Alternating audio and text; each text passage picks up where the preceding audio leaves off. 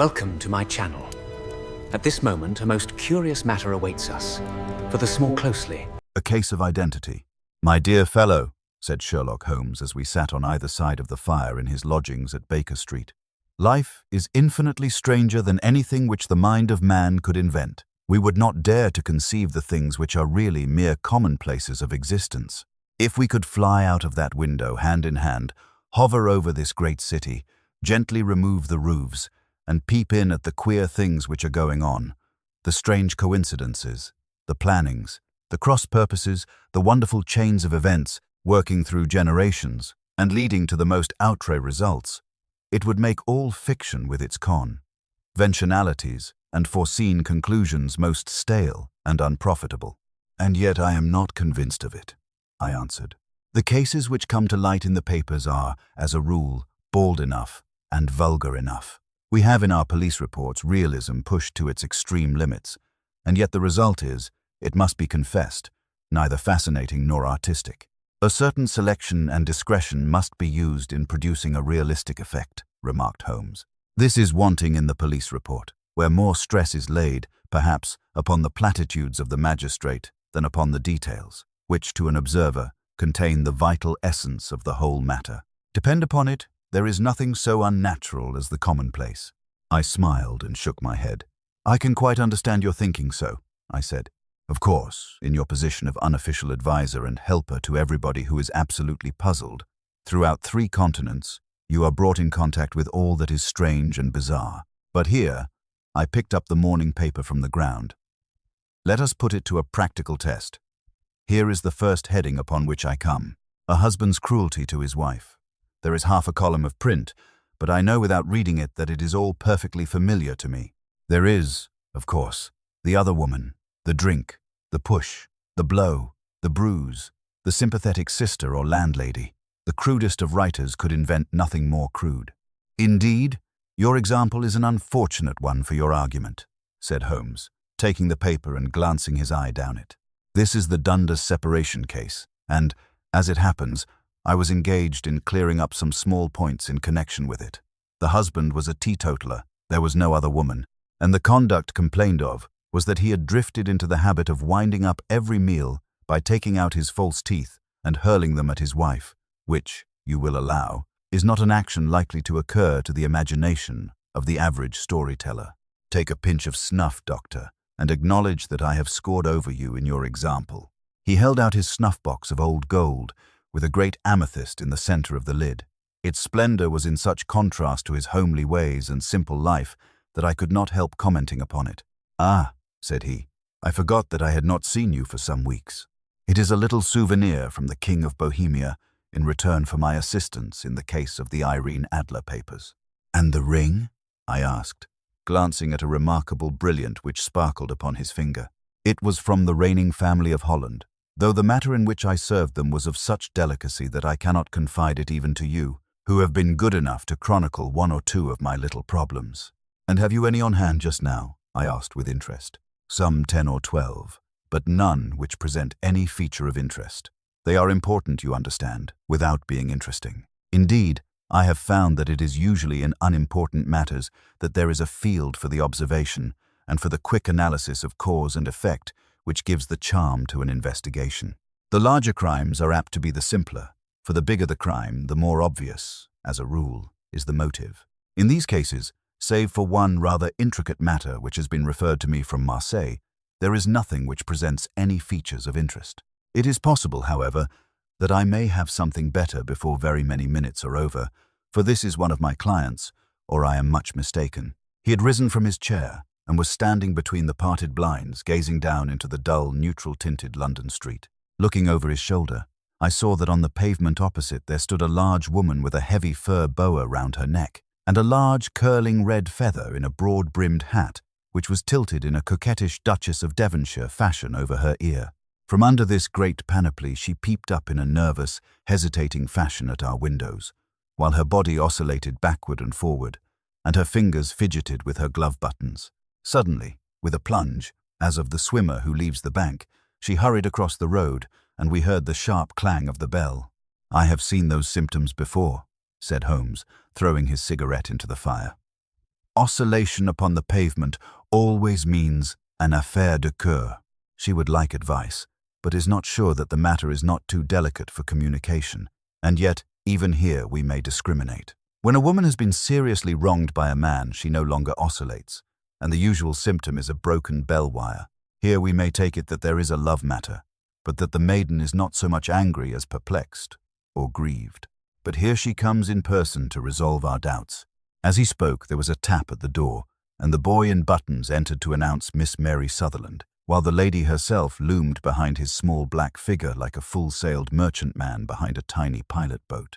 Sherlock Holmes welcomed her with the easy courtesy for which he was remarkable, and, having closed the door and bowed her into an armchair, he looked her over in the minute and yet abstracted fashion which was peculiar to him. "Do you not find," he said, "that with your short sight it is a little trying to do so much typewriting?" "I did at first," she answered, "but now I know where the letters are without looking." Then, suddenly realizing the full purport of his words, she gave a violent start and looked up, with fear and astonishment upon her broad, good-humored face. "You've heard about me, Mr. Holmes," she cried. "Else how could you know all that?" "Never mind," said Holmes, laughing. "It is my business to know things. Perhaps I have trained myself to see what others overlook. If not, why should you come to consult me?" "I came to you, sir, because I heard of you from Mrs. Etheredge, whose husband you found so easy when the police and everyone had given him up for dead." "Oh, Mr. Holmes, I wish you would do as much for me. I'm not rich, but still I have 100 a year in my own right, besides the little that I make by the machine, and I would give it all to know what has become of Mr. Hosmer Angel." "Why did you come away to consult me in such a hurry?" asked Sherlock Holmes, with his fingertips together and his eyes to the ceiling. Again a startled look came over the somewhat vacuous face of Miss Mary Sutherland. "Yes, I did bang out of the house," she said, "for it made me angry to see the easy way in which Mr. Windibank, that is, my father, took it all. He would not go to the police, and he would not go to you, and so at last, as he would do nothing and kept on saying that there was no harm done, it made me mad, and I just on with my things and came right away to you." "Your father?" said Holmes. "Your stepfather, surely, since the name is different." "Yes, my stepfather. I call him father, though it sounds funny too, for he is only 5 years and 2 months older than myself." "And your mother is alive?" "Oh, yes, mother is alive and well. I wasn't best pleased, Mr. Holmes, when she married again so soon after father's death, and a man who was nearly 15 years younger than herself. Father was a plumber in the Tottenham Court Road, and he left a tidy business behind him, which mother carried on with Mr. Hardy, the foreman. But when Mr. Windibank came, he made her sell the business, for he was very superior, being a traveller in wines. They got £4,700 for the goodwill and interest, which wasn't near as much as father could have got if he had been alive. I had expected to see Sherlock Holmes impatient under this rambling and inconsequential narrative, but, on the contrary, he had listened with the greatest concentration of attention. "Your own little income?" he asked. "Does it come out of the business?" "Oh no, sir. It is quite separate, and was left me by my Uncle Ned in Auckland. It is in New Zealand stock, paying 41/2%. £2,500 was the amount, but I can only touch. The interest—" "You interest me extremely," said Holmes. "And since you draw so large a sum as 100 a year, with what you earn into the bargain, you no doubt travel a little and indulge yourself in every way. I believe that a single lady can get on very nicely upon an income of about £60. I could do with much less than that, Mr. Holmes, but you understand that as long as I live at home I don't wish to be a burden to them, and so they have the use of the money just while I am staying with them. Of course, that is only just for the time. Mr. Windibank draws my interest every quarter and pays it over to mother, and I find that I can do pretty well with what I earn at typewriting. It brings me 2p a sheet, and I can often do from 15 to 20 sheets in a day." "You have made your position very clear to me," said Holmes. "This is my friend, Dr. Watson, before whom you can speak as freely as before myself. Kindly tell us now all about your connection with Mr. Hosmer Angel." A flush stole over Miss Sutherland's face, and she picked nervously at the fringe of her jacket. "I met him first at the gasfitters' ball," she said. "They used to send father tickets when he was alive, and then afterwards they remembered us and sent them to mother. Mr. Windibank did not wish us to go. He never did wish us to go anywhere.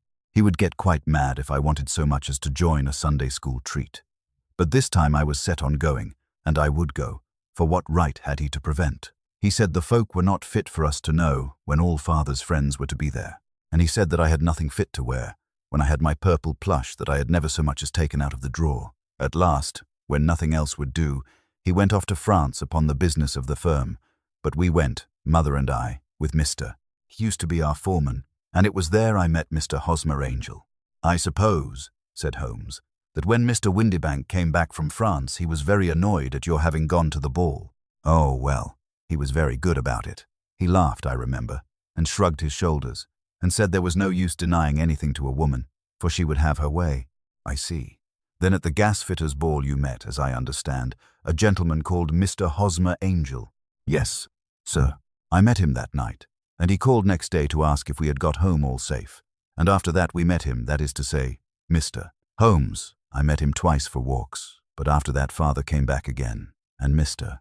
Hosmer Angel could not come to the house any more. No? Well, you know father didn't like anything of the sort. He wouldn't have any visitors if he could help it, and he used to say that a woman should be happy in her own family circle. But then, as I used to say to mother, a woman wants her own circle to begin with, and I had not got mine yet. But how about Mr. Hosmer Angel? Did he make no attempt to see you? Well, father was going off to France again in a week, and Hosmer wrote and said that it would be safer and better not to see each other until he had gone. We could write in the meantime, and he used to write every day. I took the letters in the morning, so there was no need for father to know. Were you engaged to the gentleman at this time? Oh, yes, Mr. Holmes. We were engaged after the first walk that we took. Hosmer, Mr. Angel, was a cashier in an office in Leadenhall Street, and— What office? That's the worst of it, Mr. Holmes, I don't know. Where did he live then? He slept on the premises. And you don't know his address? No, except that it was Leadenhall Street. Where did you address your letters then? To the Leadenhall Street post office, to be left till called for. He said that if they were sent to the office, he would be chaffed by all the other clerks about having letters from a lady, so I offered to typewrite them, like he did his. But he wouldn't have that, for he said that when I wrote them they seemed to come from me, but when they were typewritten he always felt that the machine had come between us. That will just show you how fond he was of me, Mr. Holmes, and the little things that he would think of. It was most suggestive, said Holmes.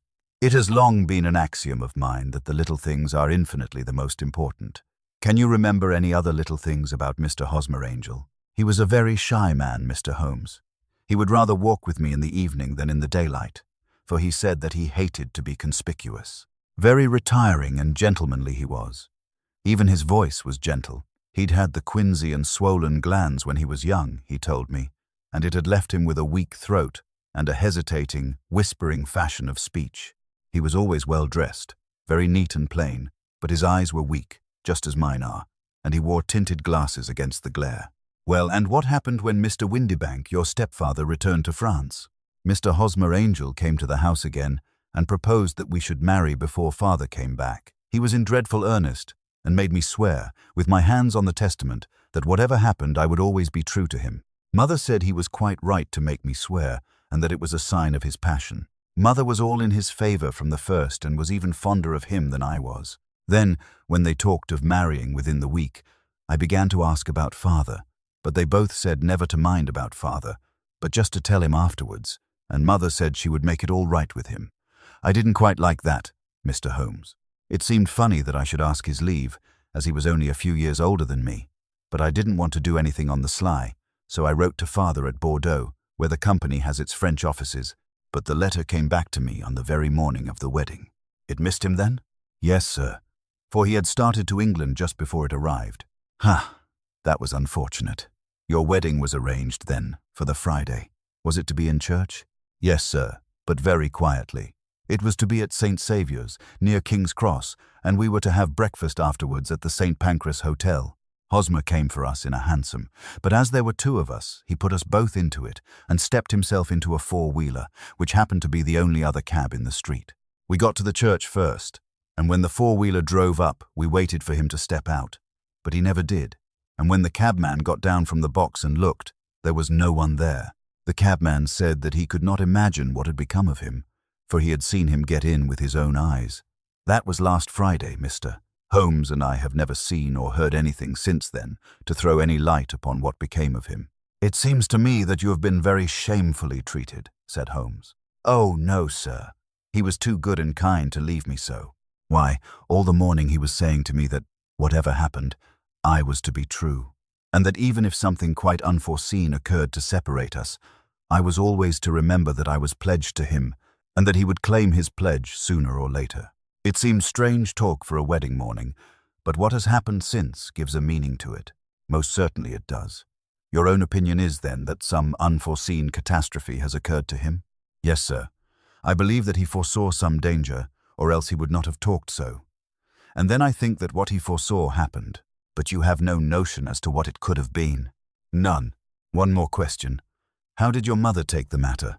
She was angry and said that I was never to speak of the matter again. And your father? Did you tell him? Yes. And he seemed to think, with me, that something had happened, and that I should hear of Hosmer again. As he said, what interest could anyone have in bringing me to the doors of the church and then leaving me?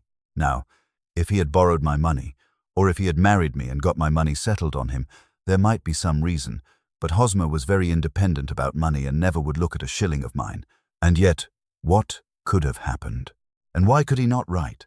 Oh, it drives me half mad to think of it, and I can't sleep a wink at night. She pulled a little handkerchief out of her muff and began to sob heavily into it.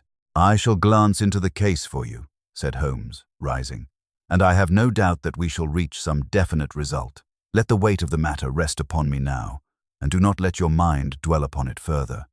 Above all, try to let Mr. Hosmer Angel vanish from your memory as he has done from your life. Then you don't think I'll see him again? I fear not. Then what has happened to him? You will leave that question in my hands. I should like an accurate description of him and any letters of his which you can spare. I advertised for him in last Saturday's Chronicle, said she. Here is the slip, and here are 4 letters from him. Thank you. And your address? No. 31 Lion Place, Camberwell. Mr. Angel's address you never had, I understand.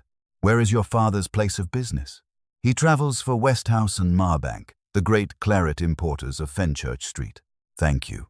You have made your statement very clearly. You will leave the papers here, and remember the advice which I have given you. Let the whole incident be a sealed book, and do not allow it to affect your life. You are very kind, Mr. Holmes, but I cannot do that. I shall be true to Hosmer. He shall find me ready when he comes back. For all the preposterous hat and the vacuous face, there was something noble in the simple faith of our visitor which compelled our respect. She laid her little bundle of papers upon the table and went her way, with a promise to come again whenever she might be summoned. Sherlock Holmes sat silent for a few minutes with his fingertips still pressed together, his legs stretched out in front of him, and his gaze directed upward to the ceiling. Then he took down from the rack the old and oily clay pipe, which was to him as a counsellor, and, having lit it, he leaned back in his chair, with the thick blue cloud wreaths spinning up from him, and a look of infinite languor in his face. Quite an interesting study, that maiden, he observed.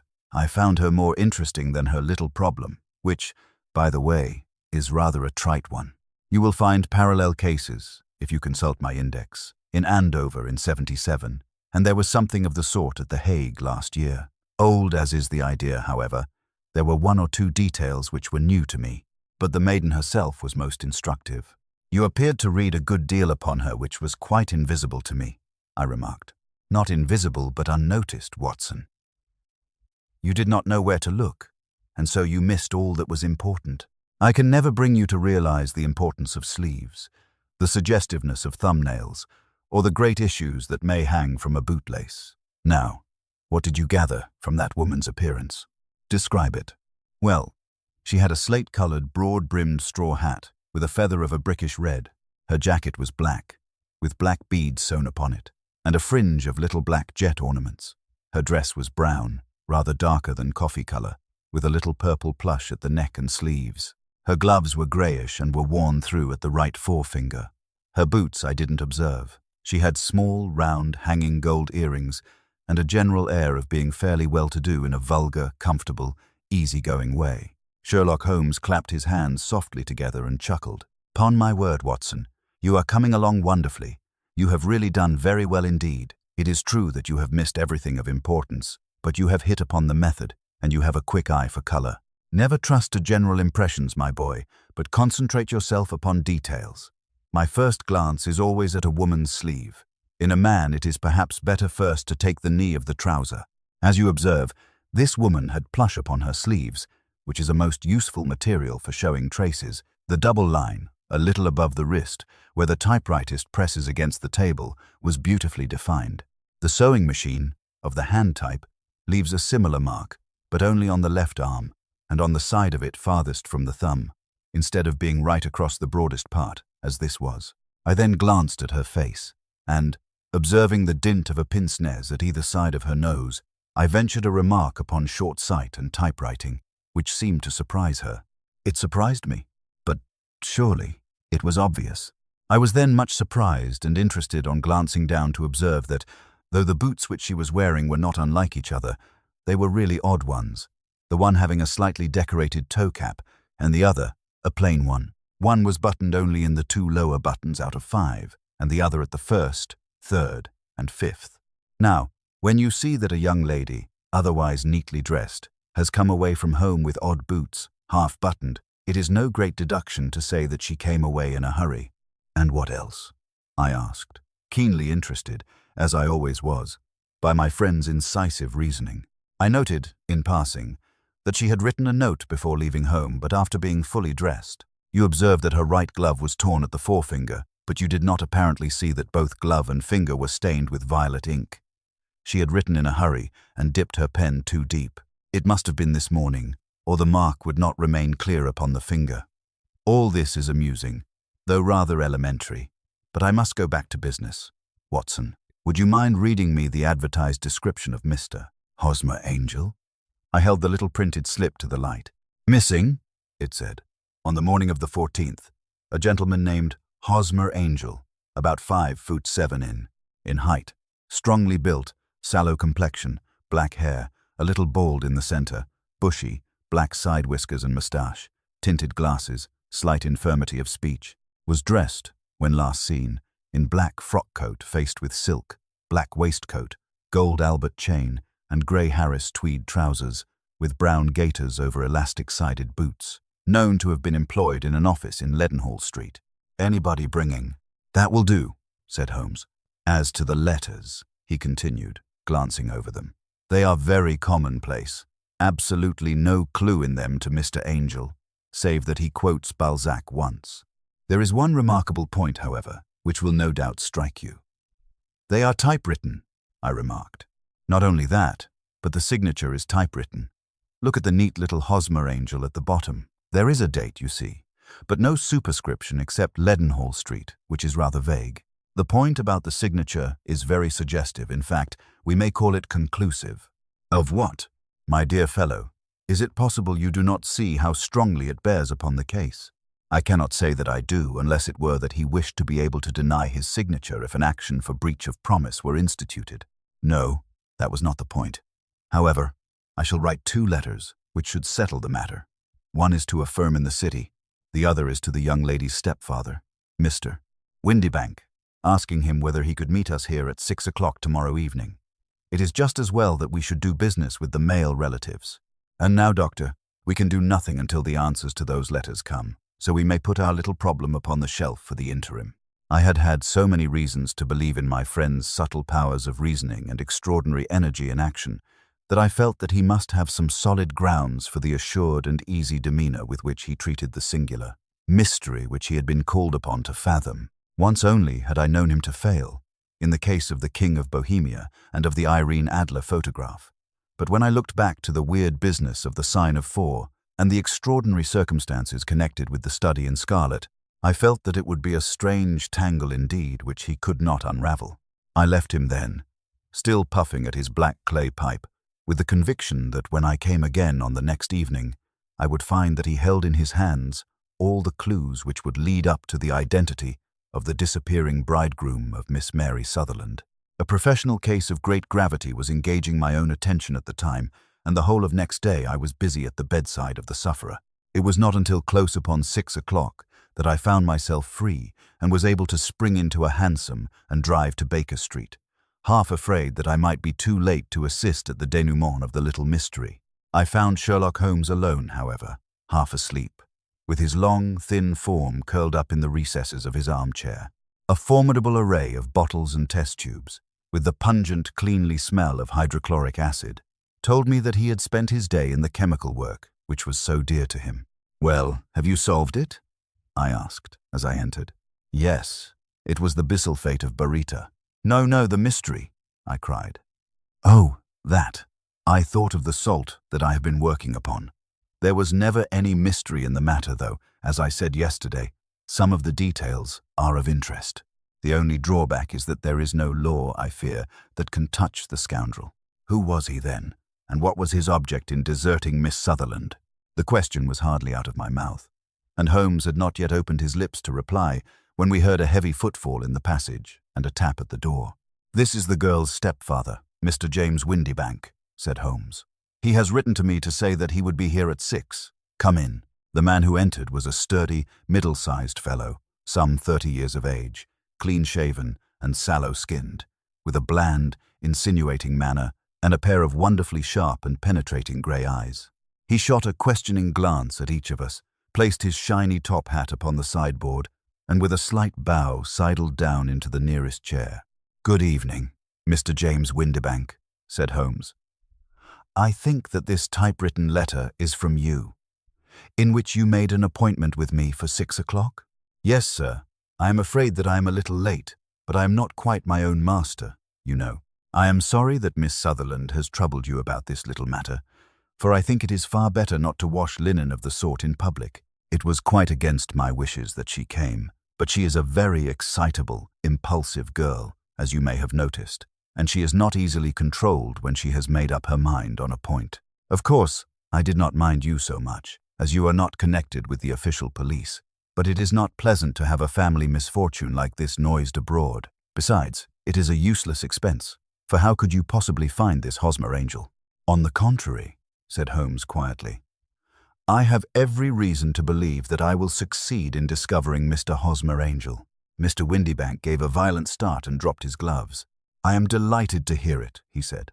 "It is a curious thing," remarked Holmes, "that a typewriter has really quite as much individuality as a man's handwriting. Unless they are quite new, no two of them write exactly alike. Some letters get more worn than others, and some wear only on one side. Now, you remark in this note of yours, Mr. Windybank, that in every case there is some little slurring over of the E and a slight defect in the tail of the There are 14 other characteristics, but those are the more obvious. We do all our correspondence with this machine at the office, and no doubt it is a little worn," our visitor answered, glancing keenly at Holmes with his bright little eyes. "And now I will show you what is really a very interesting study, Mr. Windybank," Holmes continued. "I think of writing another little monograph some of these days on the typewriter and its relation to crime. It is a subject to which I have devoted some little attention. I have here 4 letters which purport to come from the missing man. They are all typewritten. In each case, not only are the E's slurred and the R's tailless, but you will observe, if you care to use my magnifying lens, that the 14 other characteristics to which I have alluded are there as well." Mr. Windybank sprang out of his chair and picked up his hat. "I cannot waste time over this sort of fantastic talk, Mr. Holmes," he said. "If you can catch the man, catch him, and let me know when you have done it." "Certainly," said Holmes, stepping over and turning the key in the door. "I let you know then that I have caught him." "What? Where?" shouted Mr. Windybank, turning white to his lips and glancing about him like a rat in a trap. "Oh, it won't do, really, it won't," said Holmes suavely. "There is no possible getting out of it, Mr. Windybank. It is quite too transparent, and it was a very bad compliment when you said that it was impossible for me to solve so simple a question." "That's right. Sit down and let us talk it over." Our visitor collapsed into a chair, with a ghastly face and a glitter of moisture on his brow. It's not actionable," he stammered. "I am very much afraid that it is not. But between ourselves, Windybank, it was as cruel and selfish and heartless a trick in a petty way as ever came before me. Now, let me just run over the course of events, and you will contradict me if I go wrong."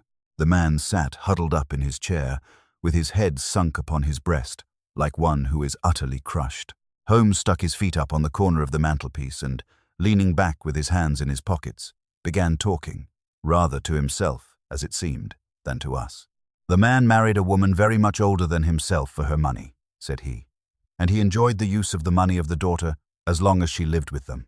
It was a considerable sum for people in their position, and the loss of it would have made a serious difference.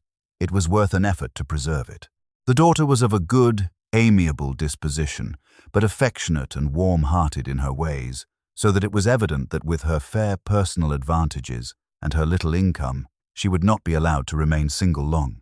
Now her marriage would mean, of course, the loss of 100 a year, so what does her stepfather do to prevent it? He takes the obvious course of keeping her at home and forbidding her to seek the company of people of her own age. But soon he found that that would not answer forever. She became restive, insisted upon her rights, and finally announced her positive intention of going to a certain ball. What does her clever stepfather do then? He conceives an idea more creditable to his head than to his heart.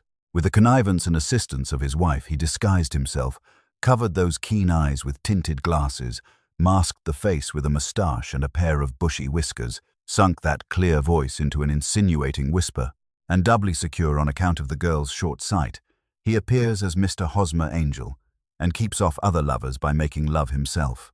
"It was only a joke at first," groaned our visitor.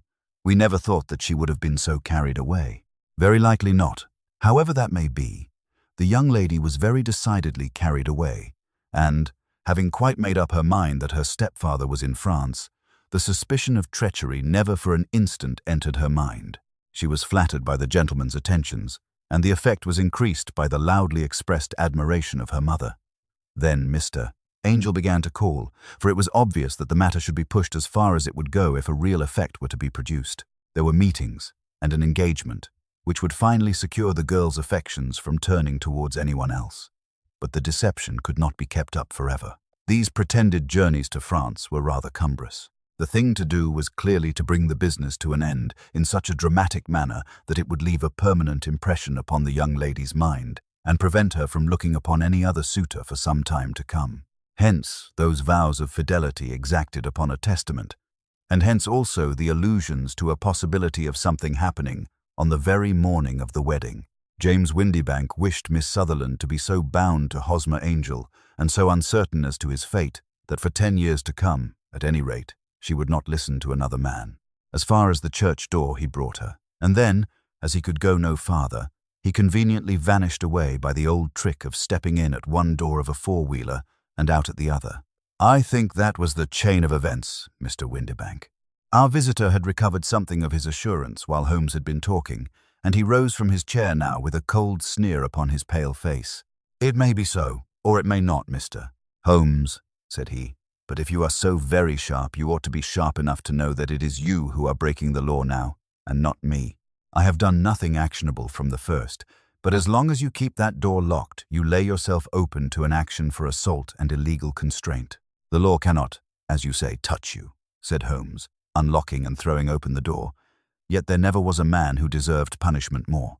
If the young lady has a brother or a friend, he ought to lay a whip across your shoulders. By Jove," he continued, flushing up at the sight of the bitter sneer upon the man's face.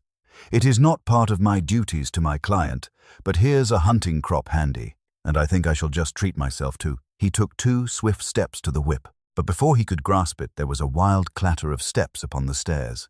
The heavy hall door banged, and from the window we could see Mr. James Windibank running at the top of his speed down the road.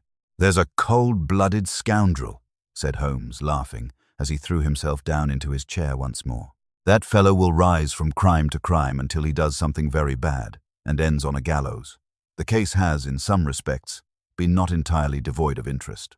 "I cannot now entirely see all the steps of your reasoning," I remarked. "Well, of course, it was obvious from the first that this Mr.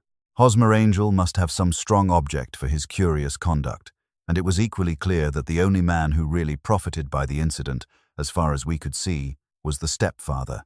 Then, the fact that the 2 men were never together, but that the one always appeared when the other was away, was suggestive. So were the tinted spectacles and the curious voice, which both hinted at a disguise, as did the bushy whiskers. My suspicions were all confirmed by his peculiar action in typewriting his signature, which of course inferred that his handwriting was so familiar to her that she would recognize even the smallest sample of it.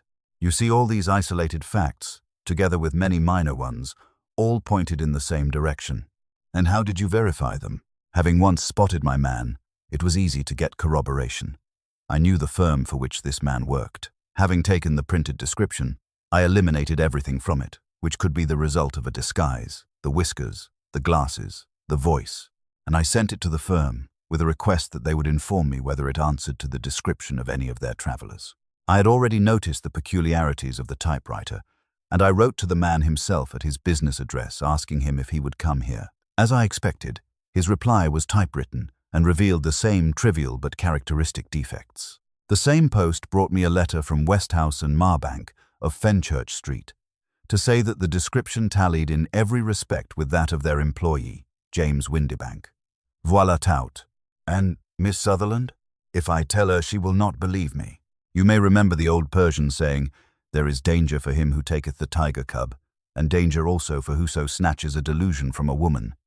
There is as much sense in Hafiz as in Horace, and as much knowledge of the world.